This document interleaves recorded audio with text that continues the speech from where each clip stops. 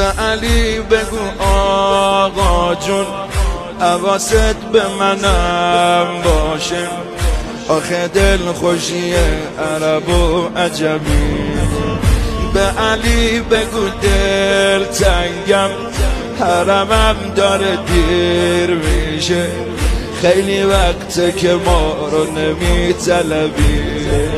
چشماتو ببر خیال کن یه زائری زیر بارون که تو نجف شدی مهمون با چشمای گری.